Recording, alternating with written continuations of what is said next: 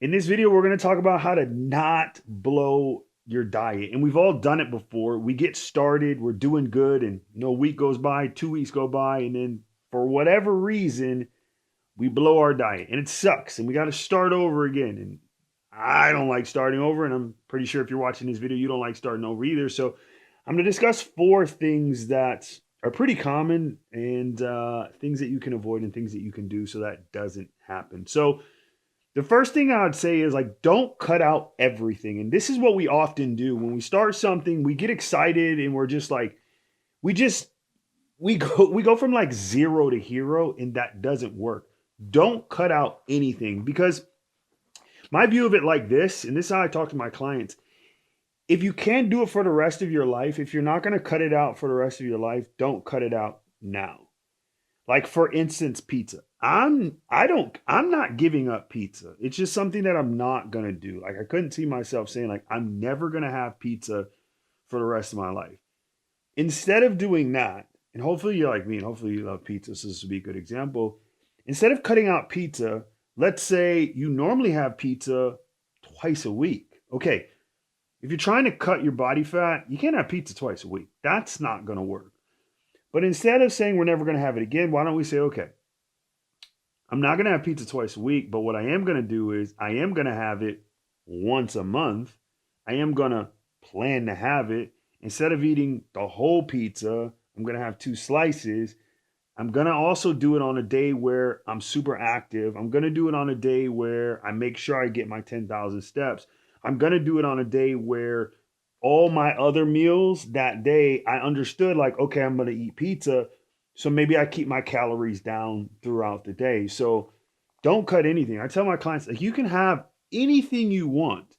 Instead, start thinking about like, okay, the portion sizes. All right. Maybe you can't have as much as you were having before. Like, another example is like, I like crumble cookies. Right. I'm not giving up crumble cookies. I'm just going to be conscious of like, okay, this is a huge crumble cookie. So like, portion size or something that you want to work on.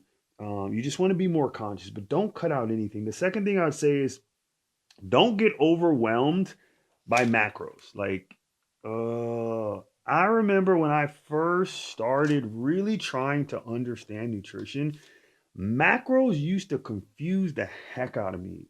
Like, I remember when someone was trying to explain to me the difference, like proteins, carbs, and fats, and how many calories each one had. And like, I was so overwhelmed. I don't know. Maybe it's just me. I don't know why it took me so long to understand that. So that was too much. And I think it still is too much. And it's easier to get, it's easy to get overwhelmed with this. Here's what you really need to focus on. Focus on, okay, what is protein, carbs, like what's the importance of protein, carbs, and fats? What do they actually do? Because this is easy to understand, and then it's easy to be like, okay, now I understand why I need to have that. So basically, protein, those are like the building blocks. In most men, we want to have muscle. We want to keep our muscle, especially as we get older. Well, if you want to do that, you need to eat protein. For me, that's very easy to understand. Keeps muscle, builds muscle. I get to keep it when I get old. Eat protein, check. Got it. Carbs. What do carbs do?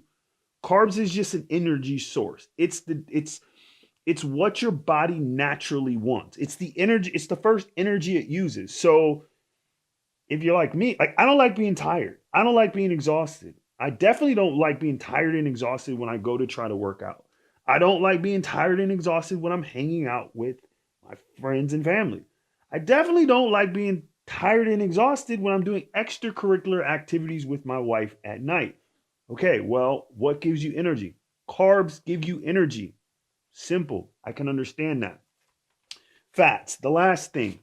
What do fats do? Well, fats basically regulate your hormone levels. That's the major thing they do. They lubricate your joints.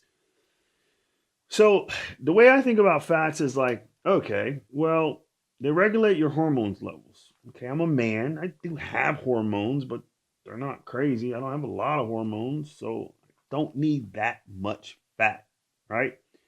And I say it like that because fats are the ones that carry the most calories. Fats have 9 grams of calories. Again, so you just don't need that many fats. So here's the gist of it. Focus on the protein.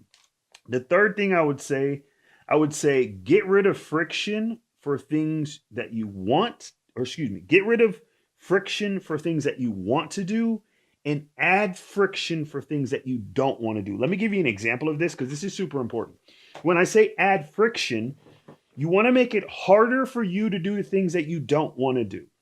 Like if you go in your pantry right now and you got a bunch of magically delicious snacks and treats and goodies that they're for your kids, guess what you're going to do when it comes one night and it's late at night and you're hungry and you get up and you go to the pantry? What do you think you're going to go for? Like the Oreo cookies or the apple? You're going to go for the Oreo cookies, right? So what I mean by that is, and again, you can have anything you want, but just don't keep it at your house. Imagine if when that same thing happens, nighttime comes, you're hungry and you're like, man, I want some Oreos. And you go to your pantry and there is no Oreos in there. So in order for you to get Oreos, that means you have to get dressed, get in your car, go to the store, buy the Oreos, come home, and then eat the Oreos. Chances of you doing that are a lot less because you added extra friction on top of that. Now, when it comes to things that you do want to do, so let's just stick with the same scenario. When you get up, you want to have something, you want to have foods readily available. So when you cook dinner, right, just cook extra and then leave that in your fridge. Like keep some chicken already pre-cooked in the fridge. Like you don't have to overcomplicate meal prepping.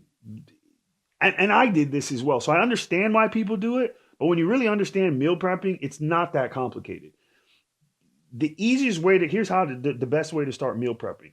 Whatever you're going to cook yourself for lunch, dinner, whatever it is, just cook extra, right? So whatever you have for dinner, you just cook extra and then you can eat that tomorrow when you go to work or what have you, okay? So add friction for the stuff that you don't want to do.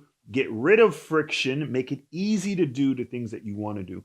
And the fourth thing I want to talk about is make 90% of the foods you eat whole foods that are made from home. Like this is an absolute game changer. Like I wanted to add things that were very easy to understand. I wanted to add things that like anybody can do. Because again, the easier this is, the less likely you are not to blow it. So 90% of the foods that you consume, just make them whole foods. When I say whole foods, I mean chicken, I mean steak, beef, grains, nuts, berries, avocados, anything that comes from the ground, anything that comes from nature, stuff that's not in bags, boxes. You shouldn't have to go through the drive-through, like whole foods, right? 90% of the foods, make those like your those are like your go-to.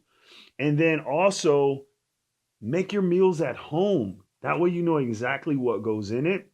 You know the quality of the food, and you're gonna save yourself some money in the whole in the long run of it. Because whenever you're gonna go out and eat, first of all, you don't know what's in the food.